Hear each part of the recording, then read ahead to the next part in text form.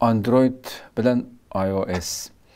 Bu ikki sistemninki ba'zi u yoq bu yoqni anglaymiz masalan. Hattoki shu Almaninki kompyuterlari, telefonlarga masalan shu virus kirmaydi bu kompyuterlarga. İşletmesin bunda chiqadim, Mac ishlatganlar ishlatmagan ekan. Shu gap to'g'ri gapmi yani? Android nisbatan kuchli virusxo'rlarni ishlatmasimi bo'ladigan shakldami masalan? Endi bu virus degan narsa nima deganda amaliyotda virus degan narsa bir programma. Endi programmaning yaxshisi va programmaning yomoni bor. Endi bu virus degan endi yomon programma.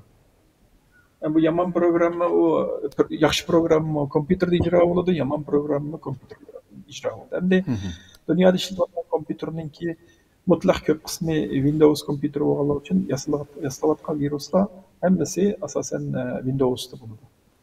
Endi olmadi yo'qmi deganda olmadimi bo'lish ehtimolligi bor. Masalan biz Torko'gishning bir qism qisturmalar bo'ladi. Masalan ba'zan video qachlaydigan qisturmalar bo'ladi yoki bo'lmasa yana bir narsalar bo'ladi. Masalan Chrome'ni ishlatgan Chrome'ningki nurg'un qisturmalar bor. Bu qisturmalarning ba'zilari to'g'ri qisturma bo'lishi mumkin. Masalan Google Chrome'ning o'zidan tushunmagan bo'lsa, ba'zilari nima bo'lishi mumkin? Masalan, bu chaqda Torko'gishga uyushtirilib ketilgan bir narsa bo'lgan bo'lsa, demak siz kirgan to'ringizdagi uchurlarni balkim qarshi taraf yo'llab berish ehtimoli bor. Bu mashg'ulot sistemi bilan munosabati yo'q. Buning keyindan mashg'ulot sistemasining ichida masalan Alma sistemasi, masalan asosan Darwin sistemasi deb uning ostidagi bir sistem bor. Darwin sistemasi shu Linuxga o'xshab ketadigan bir sistema. Endi Linux bir qism masalan Java programma usulida yoki bir qism narsalarni ijro qiladi. Demak, uni ijro qila olgan ekan, albatta ishlatgan, tushagan yumshoq detal bir bexatar bo'lmagan bir yumshoq detal bo'lsa, Macning ichida ishlayveradi.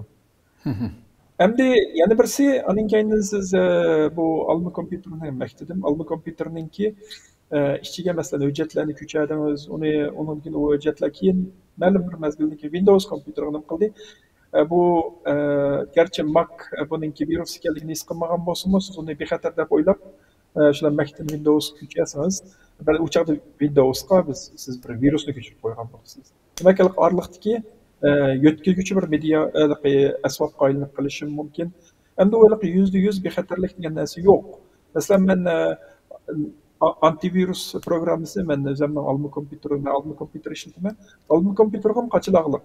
Qilgandan keyin ma'lum bir hujjat shu yerga tushsa yoki nima bo'lsa, darhol menga signal beradi. Men hujjat virus, faloni virus borki, buni karantinga qo'yamsa yoki o'chirib yetamsa degan narsa chiqadi. Ya bo'lmasa, tor bexatarlik bilan munosabatli qismini aktivlashtirgan bo'lsam, bir qism torlarga men kirmoqchi bo'lgan vaqtida darhol menga signal berdi. Men to'g'ri kirsam bo'lmaydi. Bexatarlikning tadbiri ilirmagan yoki bo'lmasa, buningda bir chaplanma hujjati bor, chaplanma hujjat bexatar emas. Buni ochma. Buni ochsang, chaplanma hujjatning ichidagi yushirilgan programni mengib ketib, telefon kompyuterini nima qiladi degandek narsa. Demak, Alma kompyuterdami bexatarlik nimasi yuqori bo'lgan bilan umumiy %100 bexatarlik nimasi yo'q. Ammo Windows qaraganda yaxshiroq. Tushundim. Ko'p rahmat. Ko'p jihnasini dedik, hamda masalan Alma telefonda nima uchun jiqqanlik avorchilik yo'q degan vaqtida uningda Almaninki o'ziniki App Store'dan boshqa yerda app qachlash ehtimolligi yo'q. Uning uchun shunga nima bexatarlik deb qaraldi. Ammo Androidda garchi ogohlantirish bersimi, sen tushagan manba ishonchlik manba emas, bu yerdan qachilgan appni qachilma deb tursimi, zo'lab turib qachilasak, demak ayada bexatarlik masalasi bor. Demak Androidda yuchiq bor degan gap bo'ldi. Endi Mac'dimi shundoq. Mac'ning o'ziningki App Store bor, u yerda ham qachiladi. Ammo bir DMG yoki bo'lmasa zip hujjatni bir yerga qo'yib qo'ygan bo'lsa, ammo hujjat menga mos keladigan hujjatga men ishlatadiganman deb qachilgan bo'lsak, demak Almaninki kompyuterga ziyonkashlik soladigan bir narsadan qachilinib ketish ehtimolligi bor. Demak, bir narsani qachilgan vaqtida cho'qim manbasining nima ekanligi, ishonchlik manbami, ishonchsiz manbami Хәк мындак торга ташлап койган бер улыныштан алган нәрсеме яки болмаса бер җитди булган бер şirket чыгарган йомшак детальме. Шуныңга мы диккәт кылыш кирәк. Диккәт кылмасак дигәндәгедәк, гәрчә без дигән эшне кылып бергән булсымы, һеч качан бикалык тамак юк дигән бер гәп бар у. Безгә бикалык ташлап койган нәрсәнең кәйнендә чокым бер мәнфәәт бар. Biz хәк аны бикалык ташлап коймайды. Авар булып аны атайдан тараккый кылдырып, бикалык ташлап коймайды. Демәк, бикалык нәрсәнеңки кәйнендә чокым biz bir төләйдиган bir бәдәл бар. Пул төләмәгән икән, башка бер нәрсәләрне төлешimiz кирәк. Мошны җәһәттән диккәт кылышны тәвсия кылам. To'g'ri, to'g'ri. Ko'p rahmat doktor, Alloh razı olsun.